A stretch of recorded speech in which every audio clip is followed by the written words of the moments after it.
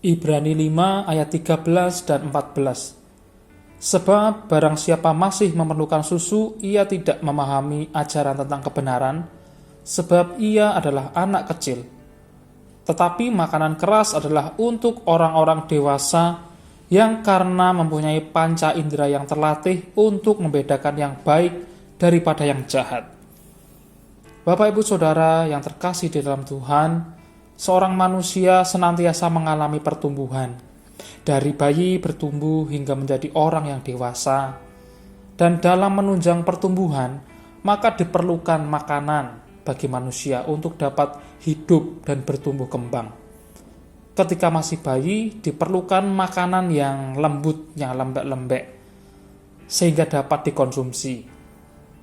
Dan ketika sudah dewasa, maka makanan yang dikonsumsi bukan lagi makanan yang lembut dan lembek, tetapi makanan yang keras.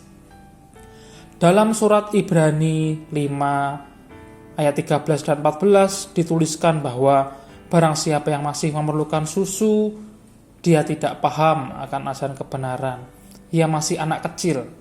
Dan orang dewasa tidak lagi memerlukan susu, melainkan makanan yang keras. Makanan keras di dalam bahasa Yunaninya adalah stereos, yang artinya kokoh, padat, dan kuat. Makanan yang keras akan membuat dan melatih sistem pencernaan menjadi kuat. Sedangkan apabila seorang yang dewasa masih mengkonsumsi makanan yang lembek-lembek saja, maka berarti ada sesuatu yang tidak beres. Jika secara jasmani seorang dewasa harus mengkonsumsi makanan yang keras, maka demikian pula dengan hal yang rohani. Seorang dewasa harus mengkonsumsi makanan yang keras, yaitu kebenaran firman Tuhan.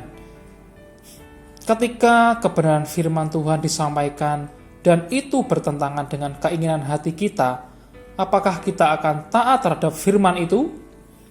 Jika kita taat akan teguran firman Tuhan, maka kita adalah orang Kristen dewasa yang beres secara rohani. Senantiasa mau ditegur oleh kebenaran firman dan tidak memberontak adalah indikasi bahwa iman kita adalah iman yang dewasa.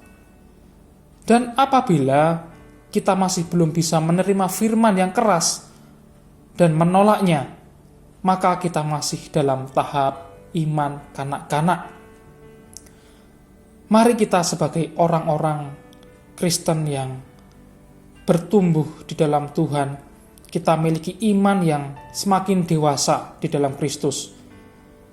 Mau ditegur dan mau dibentuk oleh kebenaran firman Tuhan yang kita dengar. Mari kita menjadi orang-orang Kristen yang dewasa secara rohani, biar hidup kita terus berkenan di hadapan Tuhan. Mari kita berdoa. Tuhan, kami bersyukur kalau Tuhan boleh mengingatkan dan menegur kami melalui firman yang kami dengar.